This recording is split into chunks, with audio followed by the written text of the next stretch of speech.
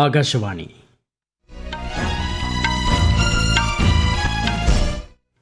നമസ്കാരം. വാർത്തകൾ വായിക്കുന്നത് ദീപു എസ് എൽ.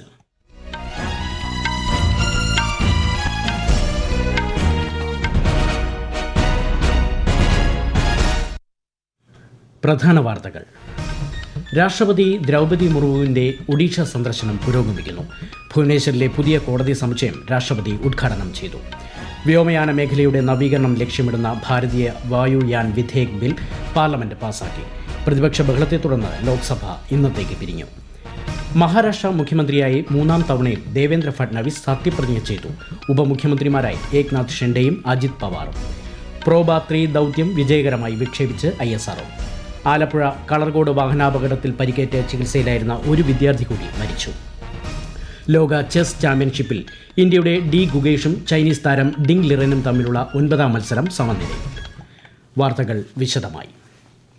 ഒഡീഷ സന്ദർശനം തുടരുന്ന രാഷ്ട്രപതി ദ്രൗപദി മുർമു ഇന്ന് ഭുവനേശ്വറിലെ പുതിയ കോടതി സമുച്ചയം ഉദ്ഘാടനം ചെയ്തു. ഭുവനേശ്വറിലെ കാർഷിക സാങ്കേതിക സർവകലാശാലയുടെ 40ാമത് ബിരുദദാന ചടങ്ങിൽ പങ്കെടുത്ത രാഷ്ട്രപതി കാലാവസ്ഥാ വ്യതിയാനത്തിൽ നിന്നും പ്രകൃതി ദുരന്തങ്ങളിൽ നിന്നും കർഷകരെ സംരക്ഷിക്കാൻ പുതിയ പദ്ധതികൾ ആവിഷ്കരിക്കണമെന്ന് നിർദ്ദേശിച്ചു. ഒഡീഷയിലെ തന്റെ ജന്മസ്ഥലമായ ഉബർബേദ ഗ്രാമവും റായ്രംഗ്പൂരിലെ മഹിളാ മഹാവിദ്യാലയവും രാഷ്ട്രപതി നാളെ സന്ദർശിക്കും. പ്രതിപക്ഷ ബഹളത്തെ തുടർന്ന് ലോക്സഭ ഇന്നത്തേക്ക് പിരിഞ്ഞു. സംഭൽ പ്രക്ഷോഭം, മുതിർന്ന കോൺഗ്രസ് നേതാക്കൾക്കെതിരെയുള്ള BJP MP നിഷികാന്ത് ദുബെയുടെ ആരോപണം എന്നിവ തുടർന്നുള്ള പ്രതിപക്ഷ ബഹളത്തിന്റെ പശ്ചാത്തലത്തിലാണ് ലോക്സഭ പിരിഞ്ഞത്. രാവിലെ സഭ സമ്മേളിച്ചപ്പോഴും സമാന സ്ഥിതിയാണ് ഉണ്ടായിരുന്നത്. ഇതിനെ തുടർന്ന് നേരത്തെ 2 തവണ സ്പീക്കർ സഭ നിർത്തിവച്ചിരുന്നു.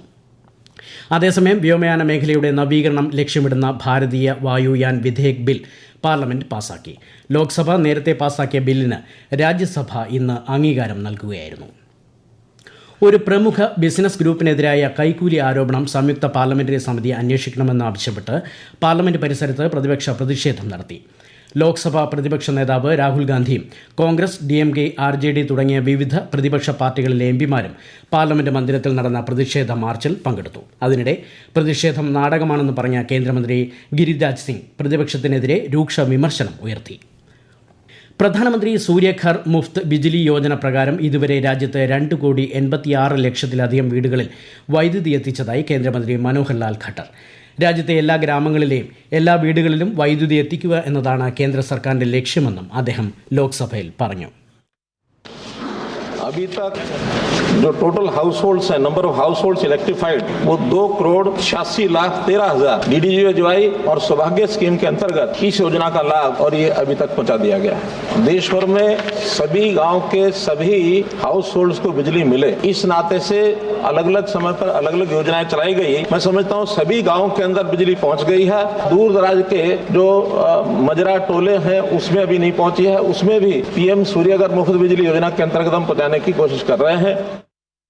കഴിഞ്ഞ 2 വർഷത്തിനിടെ സാങ്കേതിക തകരാർ മൂലം വിമാനങ്ങൾ അടിയന്തര ലാൻഡിംഗ് നടത്തിയ 20 സംഭവങ്ങൾ ഉണ്ടായിട്ടുണ്ടെന്ന് കേന്ദ്ര സർക്കാർ. രാജ്യത്തെ വ്യോമയാന മേഖലയിൽ പരിശീലനം ലഭിച്ച എഞ്ചിനീയർമാരുടെയോ ആധുനിക ഉപകരണങ്ങളുടെയോ കുറവില്ലെന്ന് കേന്ദ്ര സഹമന്ത്രി മുരളീധർ മൊഹോൾ രാജ്യസഭയിൽ പറഞ്ഞു. ടെക്സ്റ്റൈൽ സാങ്കേതിക മേഖലയിൽ ഗവേഷണത്തിനും സംരംഭകത്വത്തിനും വേണ്ടിയുള്ള ഗ്രാന്റ് സ്കീം പ്രകാരം 50 ലക്ഷം രൂപ വീതം ഗ്രാന്റുള്ള 2 സ്റ്റാർട്ടപ്പുകൾക്ക് കേന്ദ്ര സർക്കാർ അംഗീകാരം നൽകി. സുസ്ഥിര ടെക്സ്റ്റൈൽസ്, മെഡിക്കൽ ടെക്സ്റ്റൈൽസ് എന്നിവയിലെ തന്ത്രപ്രധാന മേഖലകളിൽ സ്റ്റാർട്ടപ്പുകൾ ശ്രദ്ധ കേന്ദ്രീകരിക്കും. കൂടാതെ അക്കാദമിക് ഇൻസ്റ്റിറ്റ്യൂട്ടുകൾ പ്രവർത്തനക്ഷമമാക്കുന്നതിന്റെ ഭാഗമായി ടെക്നിക്കൽ ടെക്സ്റ്റൈൽസിൽ കോഴ്സുകൾ ആരംഭിക്കുന്നതിന് 6 വിദ്യാഭ്യാസ സ്ഥാപനങ്ങൾക്ക് ഏകദേശം 14 കോടി രൂപയുടെ ധനസഹായവും അനുവദിച്ചു. പ്രോബ 3 ദൗത്യം വിജയകരമായി വിക്ഷേപിച്ച് ISRO. ശ്രീഹരിക്കോട്ടയിലെ സതീഷ് ധവാൻ ബഹിരാകാശ കേന്ദ്രത്തിൽ നിന്നാണ് വിക്ഷേപണം നടത്തിയത്. യൂറോപ്യൻ സ്പേസ് ഏജൻസി പേടകമായ പ്രോബ 3യിൽ ചില സാങ്കേതിക തകരാറുകൾ കണ്ടെത്തിയതിനെ തുടർന്ന് ഇന്നലെ നടക്കേണ്ടിയിരുന്ന വിക്ഷേപണം ഇന്നത്തേക്ക് മാറ്റുകയായിരുന്നു. PSLV C-59 റോക്കറ്റാണ് പ്രോബ ദൗത്യത്തെ ഭ്രമണപഥത്തിൽ എത്തിക്കുക. ദൗത്യം വിജയകരമെന്ന് ISRO ചെയർമാൻ S. സോമനാഥ് പറഞ്ഞു. PSLV C-59 Proba 3 mission is successfully accomplished. The spacecraft has been placed in the right orbit, which is a very highly elliptical orbit of almost 600 km perigee. That's the closest point to Earth, and 60,000 kilometers at its apogee, the farthest point, and an inclination of 59 degrees. It has been precisely achieved by PSLV in its 61st mission. Maharashtra മുഖ്യമന്ത്രിയായി മുതിർന്ന BJP നേതാവ് ദേവേന്ദ്ര ഫഡ്നാവിസ് സത്യപ്രതിജ്ഞ ചെയ്ത് അധികാരമേറ്റു. മുംബൈ ആസാദ് മൈതാനിയിൽ നടന്ന ചടങ്ങിൽ governor CP Radhakrishnan സത്യവാചകം ചൊല്ലിക്കൊടുത്തു. 3ാം തവണയാണ് ദേവേന്ദ്ര ഫഡ്നാവിസ് മഹാരാഷ്ട്ര മുഖ്യമന്ത്രിയാകുന്നത്. ശിവസേന നേതാവ് ഏക്നാഥ് ഷിൻഡെ, NCPയുടെ അജിത് പവാർ എന്നിവർ ഉപമുഖ്യമന്ത്രിമാരായി സത്യപ്രതിജ്ഞ ചെയ്തു. പ്രധാനമന്ത്രി നരേന്ദ്രമോദിയും കേന്ദ്രമന്ത്രിമാർ ഉൾപ്പെടെയുള്ള പ്രമുഖ നേതാക്കളും സത്യപ്രതിജ്ഞാ ചടങ്ങിൽ പങ്കെടുത്തു. ജാർഖണ്ഡിൽ ഹേമന്ത് സോറൻ മന്ത്രിസഭയുടെ വിപുലീകരണം റാഞ്ചിയിൽ നടന്നു. രാജ്ഭവനിൽ നടന്ന ചടങ്ങിൽ 11 മന്ത്രിമാർ സത്യപ്രതിജ്ഞ ചെയ്ത് അധികാരമേറ്റു. ഗവർണർ സന്തോഷ് കുമാർ ഗാംഗ്വാർ മന്ത്രിമാർക്ക് സത്യവാചകം ചൊല്ലിക്കൊടുത്തു. JMMന് 6 മന്ത്രിമാരും കോൺഗ്രസിന് 4 മന്ത്രിമാരും RJDക്ക് 1 മന്ത്രിയുമാണ് ഉള്ളത്. ഈ വാർത്തകൾ ആകാശവാണിയിൽ നിന്ന്. ആകാശവാണി വാർത്തകളും വാർത്താ അധിഷ്ഠിത പരിപാടികളും All India Radio news Thiruvananthapuram YouTube ചാനലിലും All India Radio news Thiruvananthapuram Facebook പേജിലും AIR ന്യൂസ് _തിരുവനന്തപുരം ഇൻസ്റ്റഗ്രാം അക്കൌണ്ടിലും AIR ന്യൂസ് _TVM X ഹാൻഡിലും ലഭ്യമാണ്. 2 ദിവസത്തെ സന്ദർശനത്തിനായി ഇന്ത്യയിലെത്തിയ ഭൂട്ടാൻ രാജാവ് ജിഗ്മെ ഖേസർ നാംഗ്യാൽ വാങ്ചുക്കും രാജ്ഞി ജെറ്റ്സൺ പേമ വാങ്ചുക്കും പ്രധാനമന്ത്രി നരേന്ദ്രമോദിയുമായി ന്യൂഡൽഹിയിൽ കൂടിക്കാഴ്ച നടത്തി. ഭൂട്ടാന്റെ പുരോഗതിക്കും പ്രാദേശിക വികസനത്തിനും വേണ്ടിയുള്ള വാങ്ചുക്കിന്റെ കാഴ്ചപ്പാടിനെ മോദി അഭിനന്ദിച്ചു. ഇരു രാജ്യങ്ങളും തമ്മിലുള്ള പങ്കാളിത്തം ശാശ്വതമായി മുന്നോട്ട് കൊണ്ടുപോകാൻ പ്രതിജ്ഞാബദ്ധമാണെന്ന് സമൂഹമാധ്യമ പോസ്റ്റിൽ പ്രധാനമന്ത്രി പറഞ്ഞു.